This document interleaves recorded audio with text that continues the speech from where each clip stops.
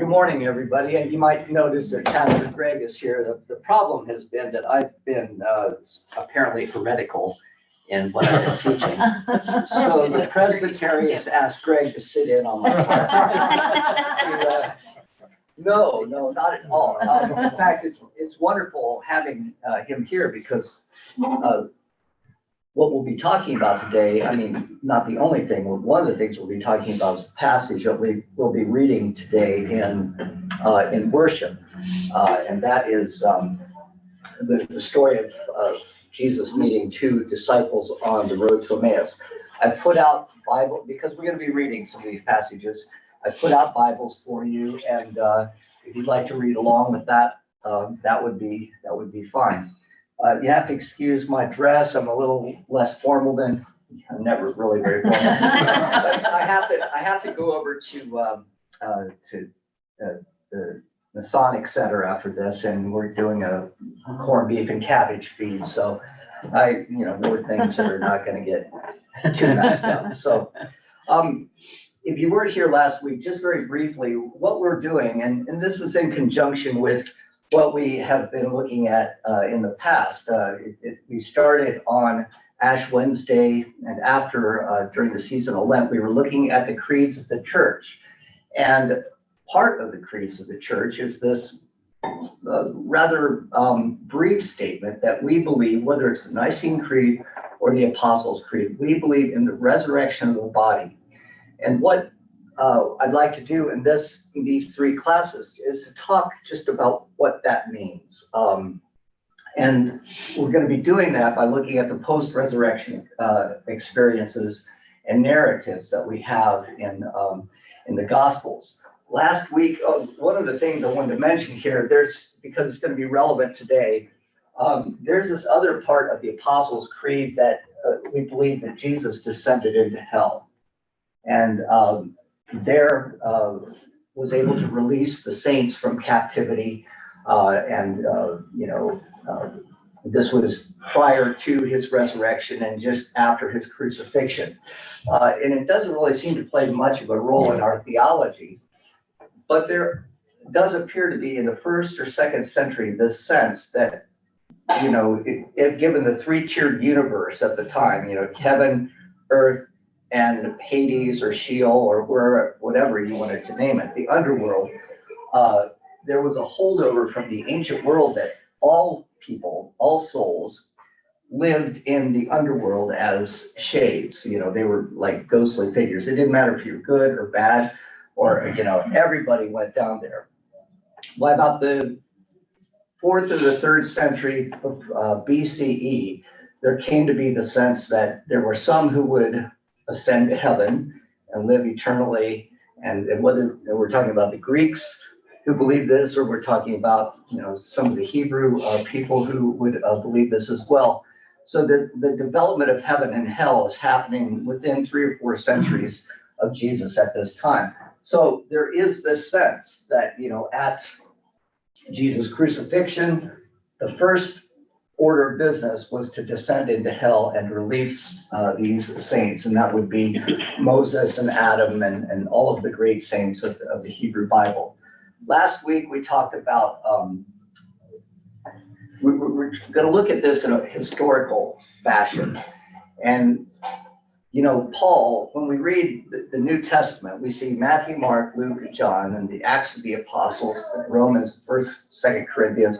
Paul's letters come after the Gospels in the Bible when we read it, because it makes sense. You want to read the story of Jesus, then you want to read what people were saying about Jesus in Paul. But historically, it's switched. Paul wrote first, and then we have the Gospels being written. So if we want to look at how the idea of the resurrection of the body develops, we want to start with Paul, because he would have been living in a context that was prior to the writing of Mark, and then Matthew and Luke, and then in John. So really, why do we start with Paul? It just historically is a good place to start. So we looked last time at Paul's epistles and the Gospel of Mark, and today we're going to look at Matthew and Luke, and then we're going to look at the Gospel of John. We saw in Paul last week that, first of all, Jesus did appear to Paul, right, in a road to Damascus experience. It's an experience that's recorded 3 times, actually, in the Acts of the Apostles. In Acts 9, 22, and 26, with variations in the theme. But the one thing that's really interesting about Paul, when he went to Corinth and started the church there, there were a lot of people who wanted nothing to do with the resurrection of the body. These were Gentiles. They weren't Hebrews. They weren't Jews. They were Greeks primarily in the Greco-Roman world. The last thing they wanted was to be raised from the dead and live in this decrepit body that would, be, falling apart eventually, right? So there started to be, after Paul left Corinth, there started to be a lot of people in that church who were opposing the resurrection. And Paul wrote one of his letters to the Corinthians, 1 Corinthians, and in the conclusion of that letter, we get the sense that this is, really one of the reasons that Paul is writing this letter, but we get the sense that this was quite a controversy, and Paul tries to explain what he means by the resurrection. But in the midst of that, he talks about this perishable body, but then Christ being raised in a spiritual body. We don't know what that means exactly, but we may think, does that mean that Jesus was like this ethereal being? Does it mean this is a body that does not decay? Paul does not say, but it was important for him to use the term spiritual body, soma pneumatikos in Greek, to try to adjudicate or try to answer some of the questions of some of the Gentiles in Corinth. So we're not really clear from Paul what is meant by the bodily resurrection. These, by the way, is a map of the journeys. Corinth would have been over here. Today we're going to look at Matthew and Luke, but before that we need to kind of know a little bit about Mark. Mark is the first gospel that we think was written probably around 70 of the Common Era. It's the shortest, but at the same time, it is, kind of gives a bare bones understanding of who Jesus was. Unfortunate thing about Mark is that it has an ending in which Jesus doesn't appear to anybody. The original ending of Mark, now, this would have been the ending that would have been written around 70 of the Common Era.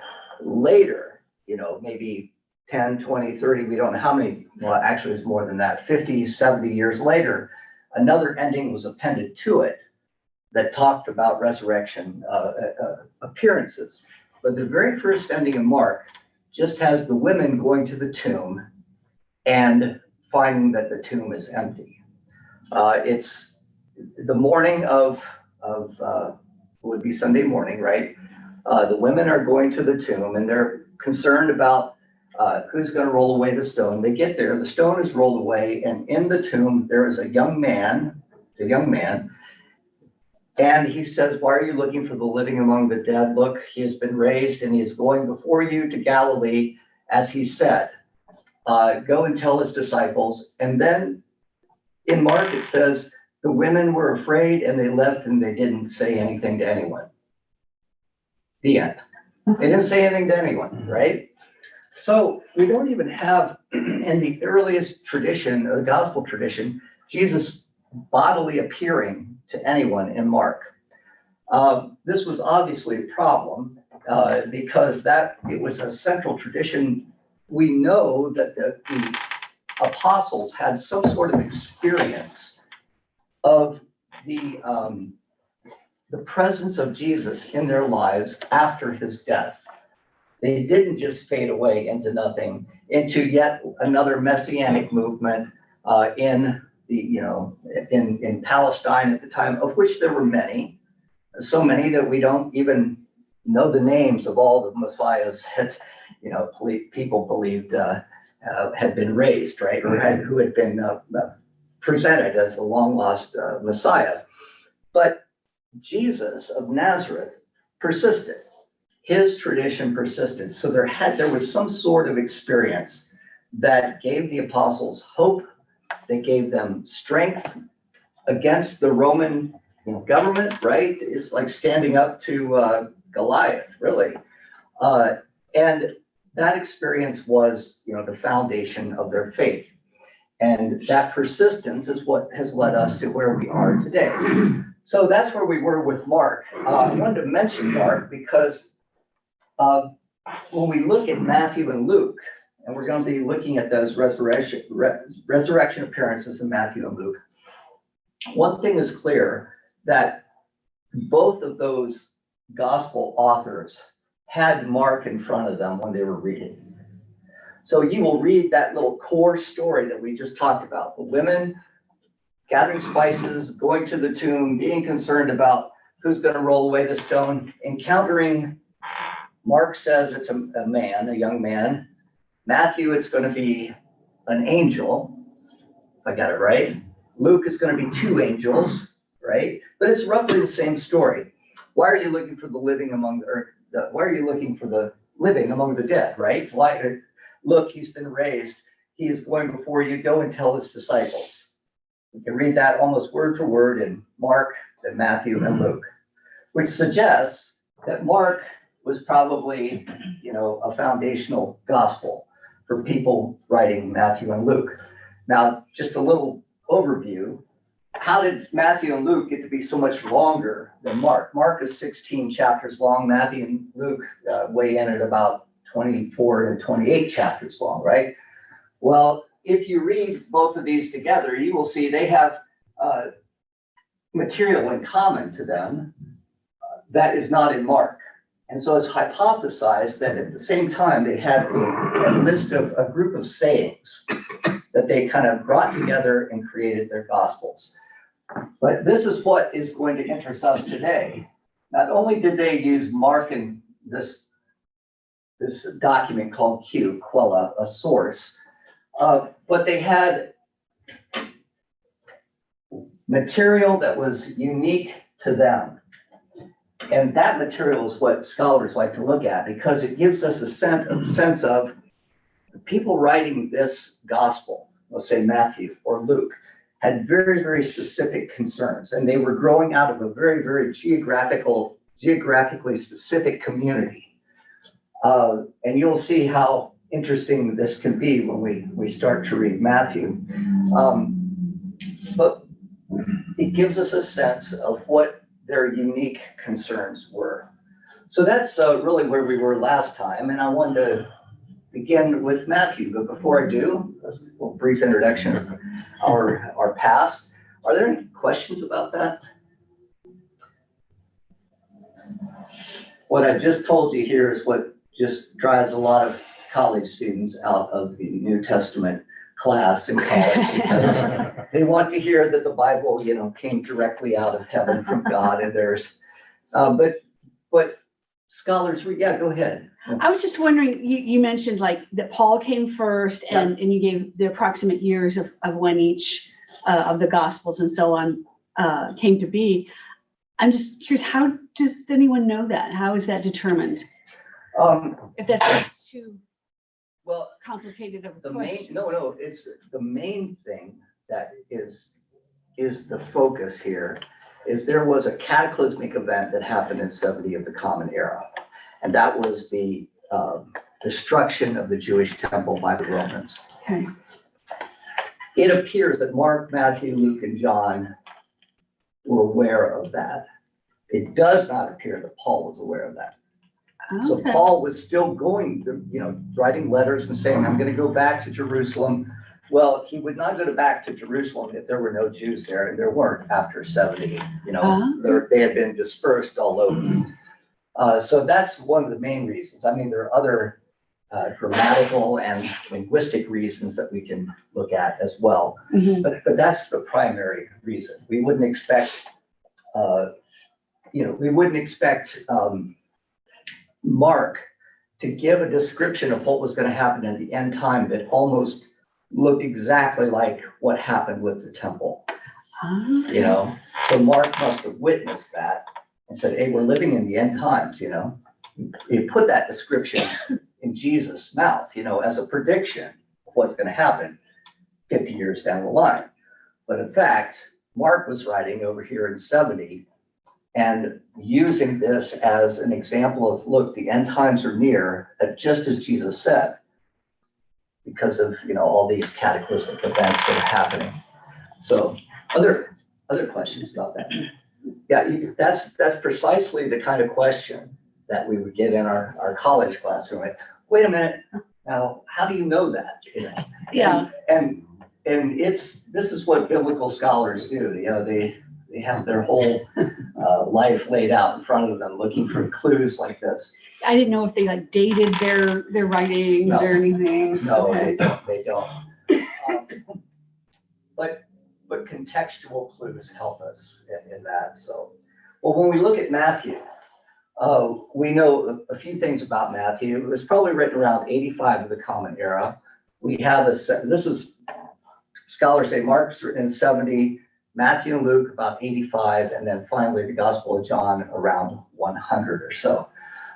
The author it's attributed to Matthew the tax collector, but there are reasons that we believe it was probably just written in that tradition. At the time, people would write anonymous letters or anonymous narratives in the name of somebody else, and it wasn't considered, a problem at all. We know that there is, because of the context and because of the content, most likely it was a Jewish Christian audience, because Matthew is going to make a lot of references to Jewish traditions. Primarily, he is going to show how Jesus is the fulfillment of Jewish prophecy. So you see this in the birth story. Mark does not have a birth story. Matthew does, right? This is Joseph, who is, interestingly, Joseph, who is addressed by an angel and told that, your wife marries with child. Mary is very incidental in this, good Jewish fashion, right? But if you go to Luke, it's Mary who is, addressed by the angel, which suggests, Matthew has his own material and his own perspective, and it would have been the angel addressing Joseph in the birth story. And then Luke has his own perspective as well, based on their audience.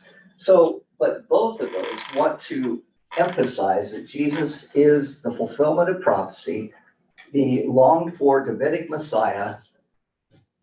Both Matthew and Luke want to say who has a concern for bringing Gentiles into the fold. Jesus is not just the Messiah for the Jews, but for Gentiles as well. So there's some really interesting things that happen in Matthew, and even before the resurrection itself. And I'd like to read those for you. And I'd be reading from, I gotta make sure I'm in the right place here. I'm gonna be reading from 27, chapter 27, verses 45 through 53. This is one my friend Paul Dunbar told me just last week, that he had somebody in his office wanting to talk about this verse, and Paul just didn't want to touch it with a 10-foot pole, because it's kind of difficult, because we want to read these narratives as if they're history, right? And it's not clear that they were entirely, they are historical, they're happening on the plane of history, but they are not history as we know it. But let's look at verses 45 through 53. This is the death of Jesus. And this is related to what we were just talking about with the harrowing of hell, so to speak. From noon on, darkness came over the whole land until 3 p.m. About 3 o'clock, Jesus cried with a loud voice, Eli, Eli, lema sabachthani. That is, my God, why have you forsaken me? Which is a direct reference to a psalm there. When some of the bystanders heard it, they said, this man is calling out for Elijah. At once, one of them ran and got a sponge, filled it with sour wine, put it on a stick, and gave it to them to drink. By the way, another reference to a psalm that is not specifically mentioned here. But the other said, wait, let's see whether Elijah will come to save him. Then Jesus cried again with a loud voice and breathed his last. And here's the verse that's really interesting. At that moment, the curtain of the temple was torn in two from top to bottom. That reference is also in Luke. So in the temple, there was a curtain that separated the place where the high priest would go on the Day of Atonement and make a sacrifice to God for the Jewish people. And outside the curtain, the Jewish people would, wait for that atonement sacrifice to be made.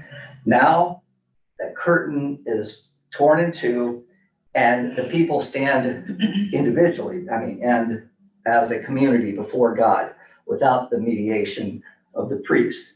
But here's the interesting place. The earth shook and the rocks were split. In verse 52, the tombs also were opened, and many bodies of the saints who had fallen asleep were raised. After this resurrection, they came out of the tombs and entered the holy city and appeared to many. Now, the tombs, all of the tombs were open, and it kind of reminds us of what later is going to be found in, these, in the Apostles' Creed, and this idea of Jesus going down into Hades and releasing the captives there.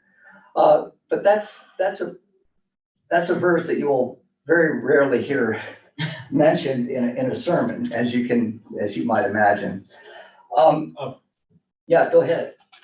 In the Church of the Holy Sepulchre, which is where they sort of historically believed that Christ was crucified, and then also the tomb it's all within about 100 yards of each other. Yeah. Like the hill of crucifixion and the place where his body lay and his tomb. But the place where they believe he was crucified, there is a split rock underneath where they think his cross was, and you can go view it. It's behind glass. Yeah. And so when our group was there in October of 2019, we went into the Church of the Holy Sepulchre and we saw the rock that was split at the moment of Jesus' death. And it's a rock on a hill, and there's a big split in it. Which lends itself only to reading this as, historical facts, right? That these are facts that took place. There's another interesting, I probably should not spend much time on this, but this is M material. The material is found only in Matthew. And you should know that shortly after Jesus' death and the rise of Christianity, there were those in the Jewish synagogue who started the rumor and perpetuated the rumor that the disciples stole the body of Jesus and then, tried to claim that he was resurrected. This is, just part of the propaganda that some Jewish synagogues were leveling against the Christians at the time. Well, isn't it interesting then that in the Gospel of Matthew, and the people who wrote this were probably experiencing some of that. And thus we find these verses, right? In 27, 62 through 66, and then 28.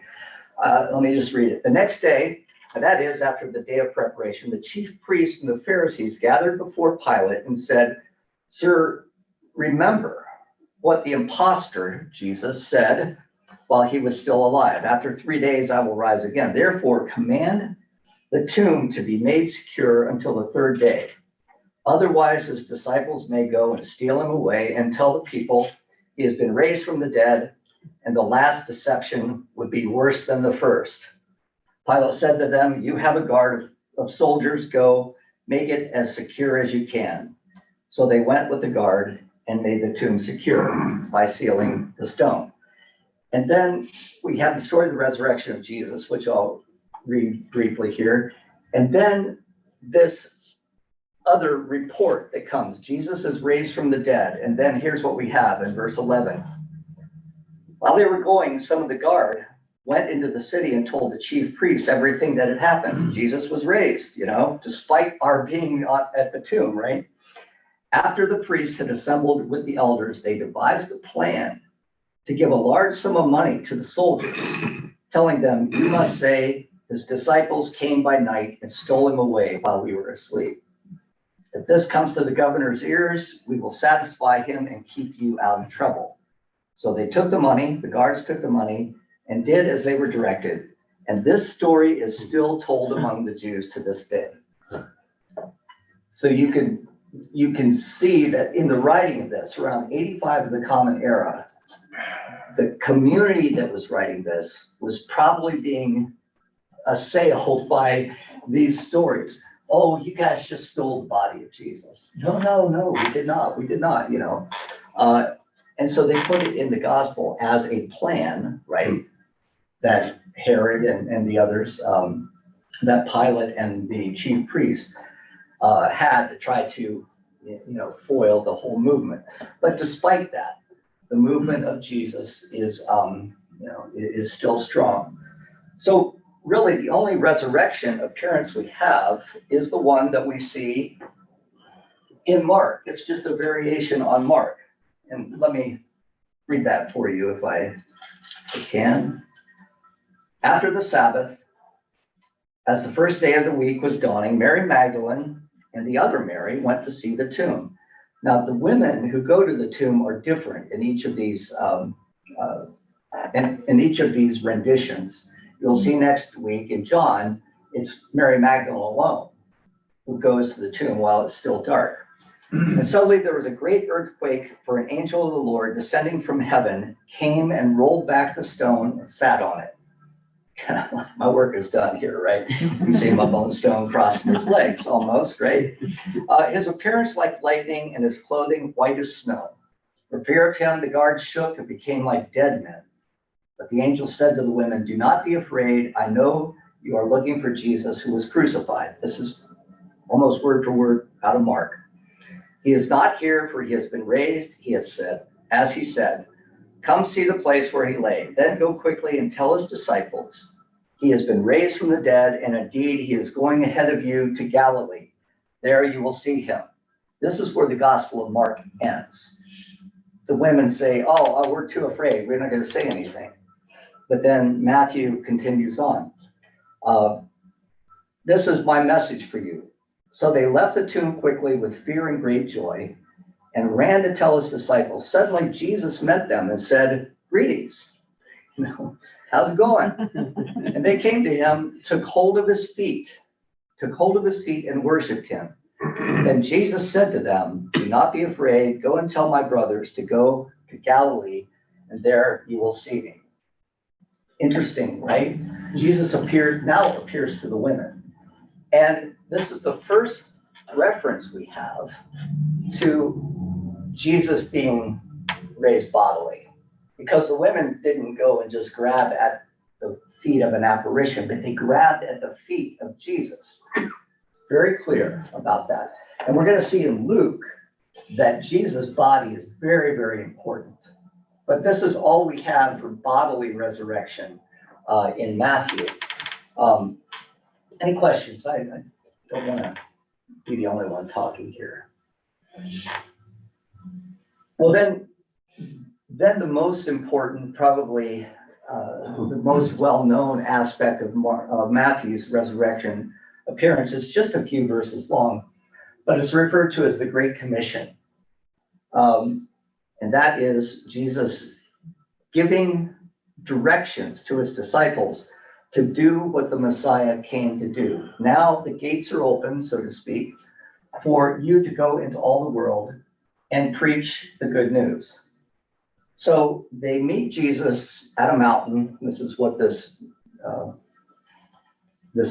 picture, and I couldn't find out where that was from, is referring to. You will notice there are 11 disciples here. Remember when Paul said that Jesus appeared to the 12? Well, now the story is that Judas, he's gone. We've got 11 disciples, and you've got Jesus appearing to them, giving them this commission. And I'm reading chapter 20, verses 16 and following. Now the 11 disciples went to Galilee, to the mountain to which Jesus had directed them. When they saw him, they worshiped him, but some doubted. And Jesus came and said to them, all authority in heaven and on earth has been given to me. Go therefore, make disciples of all the nations being very important there, all the types of people, not just Jews, baptizing them in the name of the Father and of the Son and of the Holy Spirit, and teaching them to obey everything that I have commanded you. And remember, I am with you always to the end of the age. That doubting, we're going to see that come up again in Luke, but primarily in John. How did they overcome the doubting in John? You know who was doubter, right? Hey, come put your hands right here in my wounds and you will see that I'm real, right? But this bodily resurrection idea is only attested to in the women grabbing the feet of Jesus. We can't say that Jesus appearing on this mountain in Galilee, was, a spiritual body or anything like this. So this focus on the bodily resurrection is actually is developing over time. It's going to become more explicit in Luke, which is ironic because Luke is a Gentile. I'll say a little bit more about that. But are there any questions so far about the Great Commission? We talk about the Trinity, that God is Trinity. This is really the only reference that suggests the Trinitarian nature of God in the New Testament. Go and baptize in the name of the Father and of the Son and the Holy Spirit. And through that baptism, you are bringing all the nations of the world into the fold. Interestingly, this was the vocation, the calling of the people of Israel from the very beginning. And it would be Jerusalem to which the nations of the world would flock. It would be the light on the hill that would be the light to all the nations. But Jerusalem and the Jews failed at that, or appeared to fail at that, and it was the Messiah, Jesus, that is continuing in this new vein, collecting a new Israel, right? The 12 apostles, like the 12 tribes of Israel, who are going to go out into the world instead of having the world come in to Jerusalem. Okay, well, now we get to the kind of the fun stuff. This is what Greg will be preaching on, and I want to make sure we had enough time today because I want you to be able to speak to this. When do you have to leave, Greg? About 5-10 minutes. Oh, We're good. Carry on. I'm sorry. Carry on. Well, Luke, the author Luke, what we know about him, this was probably written around the same time as Matthew, but in a different context. Luke was trying to explain to Gentiles were people who weren't Jewish, why this Messiah, Jesus, was relevant to them. Why was this Messiah, Jesus? Luke was a companion of Paul. Luke wrote a book called The Acts of the Apostles, which will be read today in worship. And his focus is really, as you might expect from a physician, on caring for the bodily and physical needs of those, the downtrodden. It's in Luke where Jesus stands up and says, the Lord has anointed me to preach release of captives, the giving of sight to the blind, to proclaim the acceptable year of the Lord. Luke sees Jesus as a suffering Messiah that through his suffering is going to bring about the salvation of the world.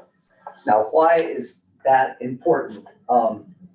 Because it's this road to Emmaus idea. And by the way, I wanted to show you this. This is, you're probably familiar with this very famous painting, right? This is what Robert Zund, who is a German, as the name implies, Gang nach Emmaus, saw as the road between Jerusalem and this small little town, Emmaus. Looks absolutely nothing like the but it looks a lot like the German landscape, doesn't it? Yeah, but that's that famous painting. So you know how the story goes, and I will read it very well. Well, the story of the resurrection is very similar, right? The women go to the tomb. This time it's two angels who meet them, and they say, go to the disciples and tell them that Jesus is going on before them and we'll meet them in Galilee. And so it's the afternoon of that event, and we're on the road to Emmaus. There are two apostles that are walking along, and suddenly someone appears to them. Now, on that same day, two of them were going to a village called Emmaus, about 7 miles from Jerusalem, and talking with each other about all these things that had happened. You know, the death, the crucifixion, the tomb being empty. While they were talking and discussing, Jesus himself came near and went with them, but their eyes were kept from recognizing him. And he said to them, what are you discussing with each other while you're walking? They stood still looking at him and looking very sad. Then one of them said, whose name was Cleopas, answered him, are you the only stranger in Jerusalem who does not know the things that have taken place there in these last days? And he asked them, what things? And they replied, the things about Jesus of Nazareth, who was the prophet, mighty in deed and word before God and all his people, how our chief priests and our leaders handed him over to be condemned to death and crucified. But we had hoped that he was the one to redeem Israel. Yes, and besides all that, it is now the third day since these things took place. And moreover, some women of our group astounded us. They were at the tomb early this morning, and when they did not find his body there, they came back and told us that they had indeed seen a vision of angels who said that he was alive. Some of those who were with us went to the tomb and found it just as the women had said, but they did not see him. Then he said to them, oh, how foolish you are and how slow of heart to believe, all that the prophets have declared. Was it not necessary that the Messiah should suffer these things and then enter into his glory? Then, beginning with Moses and all the prophets, he interpreted to them the things about himself in the scriptures. So, in the Luke story, through Cleopas, we hear that the women didn't see Jesus, as we saw in Matthew, but came and told the apostles, and they ran, and sure enough, the tomb was empty. But here we have this person, great dramatic irony, going on here, right? We know it's Jesus, but the two disciples, we don't know the other disciples' name. They don't know it's Jesus. And what does Jesus do but recount for them the whole plan of salvation history from Moses, beginning with Moses, the giving of the law at Mount Sinai, and then the prophets trying to expand upon the meaning of that law throughout the Old Testament, and finally the need for Jesus to suffer and die, the crucifixion. And they just seem kind of like, oh gosh, we don't know anything about that. But they get one thing, and this is really interesting. They do get one thing. Remember, these are apostles of Jesus. So let me read on, because I think this is the significant part for me. As they came to the village to which they were going, he walked ahead as if he were going on. But they urged him strongly, saying, stay with us, because it's almost evening, and the day is now nearly over. So we went in to stay with them. And he was at the table with them. He took the bread, blessed and broke it, and gave it to them. And then their eyes were opened, and they recognized him, and he vanished from their sight. They said to each other, were not our hearts burning within us while he was talking to us on the road, while he was opening the scriptures to us? That same hour they got up and returned to Jerusalem, and they found the 11 there, and their companions gathered there. They were saying, the Lord has risen indeed, and he has appeared to Simon. The disciples were saying that. Then they told what had happened on the road and how he had been made known to them in the breaking of the bread.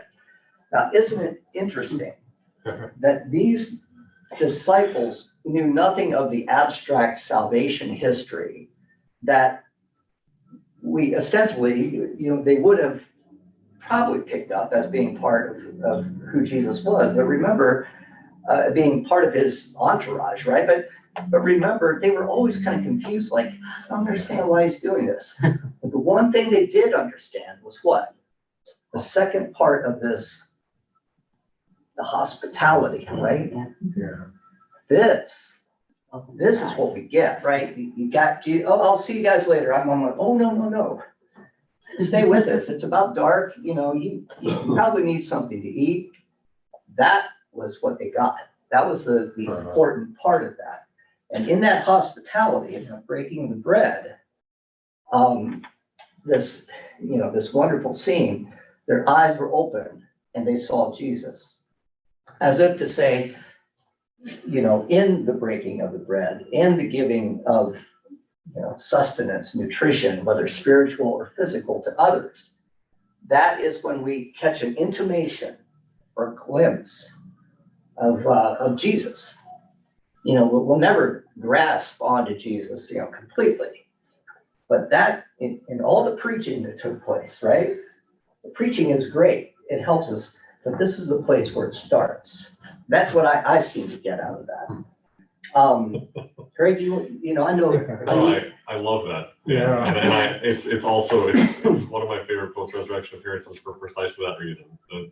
When the disciples lost everything, the one message of Jesus that they kept with them was, we're supposed to extend hospitality to strangers. That's what this whole thing was all about. In the midst of their suffering. In the midst of their suffering and their deep sadness, we remember what Jesus taught us, that this guy is about to walk out into the night where it could be dangerous.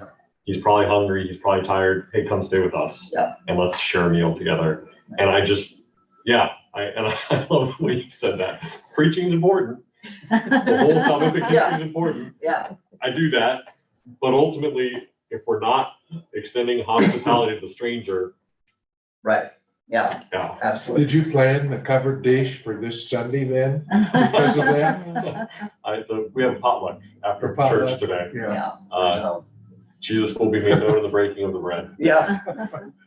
There's one thing in this that it struck me, and I'll talk to you about this later, Greg, because I find it another fascinating aspect of. But this scene, this is obviously. I love art history, but this is the scene of Jesus meeting with Cleopas and the other disciple on the breaking of the bread. And probably from around the 17th century or so, you can see the perspective that they're playing with here. And anytime you see these tiles going off into the distance, there's like, oh, wow, we've got this great new technology that we can use. But you've got, oftentimes, whenever you see, here's the peacock. I believe. No, maybe not. I thought that was a jug. Yeah, it does look like a jug, but there's oftentimes there are peacocks in this, which in the peacock, there's a tradition that its flesh does not rot. That if a peacock dies, I don't know, its flesh does not disintegrate, right? So sometimes in these images, you will see the image of a peacock, but you also see the cat and the dog. The dog is sleeping peacefully. The cat, however, is rounding the corner, checking out the dog over here. Representation of what? You know? Curiosity killed the cat. The cat is satanic. The cat is evil, right? The dog resting peacefully at the feet of the apostles, but there's ill will afoot at the foot of the apostles here. So you will often see these cat and dog in some of these images in art historical images like this. Is there significance to the woman in the background? I mean, is that just, again, to show I know how to use perspective? It's probably, in some of these images, there's always a servant that seems to be, which is confusing because the gospel message doesn't talk about a servant, but perhaps that's a servant. Yeah. No. Oh. But here's the interesting thing for me. Now, we saw the road to Emmaus. Are you all familiar with this image? This is one of the most famous icons in the Russian Orthodox Church, Rublev's Trinity. And it's a story of Abraham in Genesis, when he's with, Sarah, and they're in their tent and they're on the road, they're in a very precarious situation. And down the road, he sees three people coming. Do you know the story in Genesis? And at this time, in the ancient Near East, Abraham lived, we don't know when he lived, but probably around 2000 BCE. Very territorial. People were very territorial with each other. And Abraham does something that is uncommon for the time. He says, Sarah, quick, go get some food, prepare it, get ready for it. We got some people coming our way, right? And what the reader knows is that eventually these three visitors are going to be God and two angels. Abraham places them at the table, gives them something to eat, and one of the angels predicts your wife, Sarah, is going to have a child. And Sarah's kind of listening from behind the tent, and she giggles and laughs at that. And that's why Isaac is named Isaac, which means he laughs, right? But then it's after this story, in the next chapter, the next morning, one of the people is gone, but the two angels remain, and they say to Abraham, hey, we're going to go down into this place called Sodom and Gomorrah. And we're gonna see if that's really bad a place as they say. And Abraham, starts to barter with him because he's got relatives in Sodom. Well, if you find 10 people in Sodom and Gomorrah, will you save it? And then finally, just one righteous person, will you prevent it from being destroyed? But the important thing here is this Trinity image, giving hospitality to the stranger, especially at a time when you yourself are in a very, very precarious situation. Now, and I wish I had time to develop this more, but even last night as I was preparing this, I thought, as I was looking at this image, I'm thinking, man, that looks a lot like Rublev's Trinity here. Let's see if I can get to that point.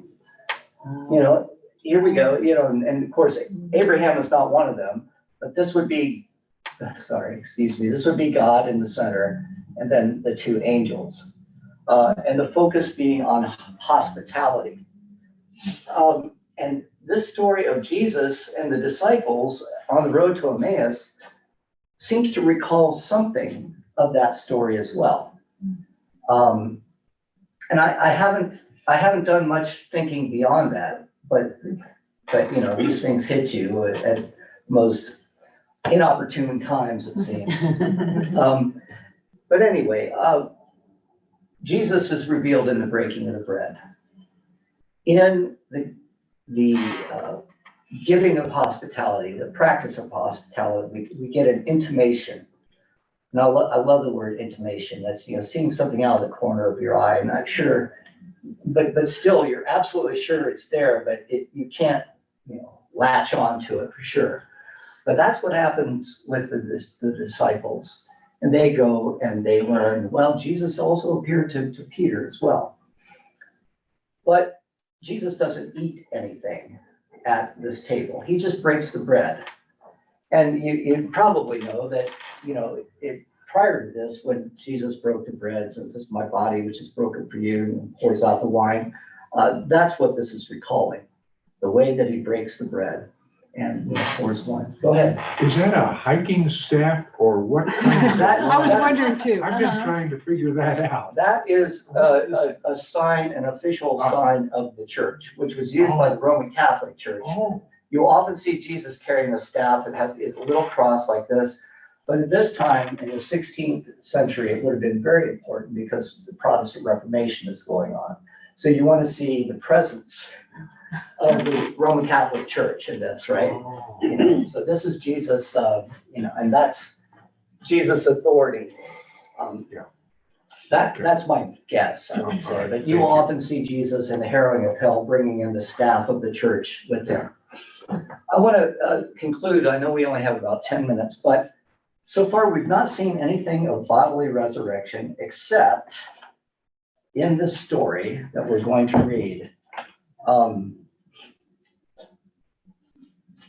see if I can find it.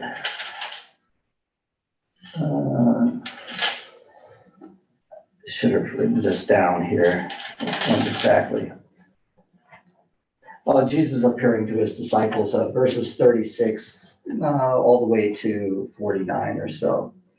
And we're going to see something very similar to this in the Gospel of John. While they were talking about this, Jesus himself stood among them and said to them, now this is the disciples saying, yeah, he appeared to Peter, well, he appeared to us in Emmaus. While they were talking about this, Jesus himself stood among them and said to them, peace be with you. They were startled and terrified and thought,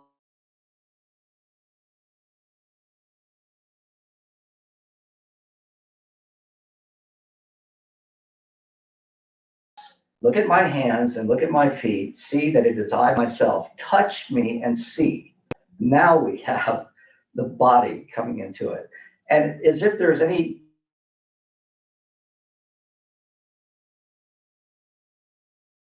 doubt about this, Jesus does not have flesh and bones, as you see that I have. And when he had said this, he showed him his hands and his feet. And while in their joy, they were disbelieving and still wondering, he said to them, do you have anything to eat? I've been down in hell for the last, releasing all the captives, and I'm a little bit hungry. Do you have anything to eat? And they gave him a piece of broiled fish and took it, and he took it and ate it in their presence. Now that seems like an odd thing, doesn't it? And, a guy returning from the dead, but having to mention that he wants something to eat. And we're going to see this in John as well. This is the place where Luke is trying to make the point very, very explicitly. This is a flesh and blood body that is, and it's a body that can, let's put it this way, maybe does not need the sustenance, but can enjoy the sustenance. Because now that raises the question. All right, if Jesus is, returned in a flesh and blood body, is that body still, subject to decrepitude? Is it still subject to, falling apart like our bodies tend to do? And you guys probably don't know much about that, but I do. Is it a body that needs, sustenance? And Luke is saying here, despite all of those crazy questions, Jesus wants something to eat, and he is given the piece of food that would later become the image of the church, the ichthus, right? The fish. It's like this. That's not a very good one. Mm-hmm. But that would later become, kind of a sign of the church. The Greek word for fish is ichthus, and that stands for Jesus Christ, God, Son, Savior. So when you see that fish, if it doesn't have the little legs and Darwin in the middle of it on the back of somebody's car, that's the symbol that was used in the early church, especially during many Roman persecutions. But it was a way that people could talk to others and find out if they were Christian, but you know how you do this when you're talking sometimes. You could do with your foot, you could create half of the circle in the dust and the other person can add to that. And you're like, a secret handshake, but the fish comes to be representative of the church in that way. Any questions? So many. Well, good. Then I will bid you adieu. Next week, we are going to look at John. And John is very confusing because Jesus walks through walls, but he also wants something to eat, so hard to know, what is really going on here. And again, remember, we're not talking about history. We're not talking about events that, people we're trying to record word for word and exactly as they happened. We need to look at the intention of the authors who are writing these stories. Matthew has the story of the tombs opening up and people walking through Jerusalem saying, hey, I just was raised from the dead, hundreds of them. Luke decides, I'm not going to put that one in there. It's not in any other story. So the question the scholars ask is, what's going on that makes them want to add that story? The story of this body being stolen, that kind of thing. So, well, thank you, folks. We've got a little time. Yeah. Thank you.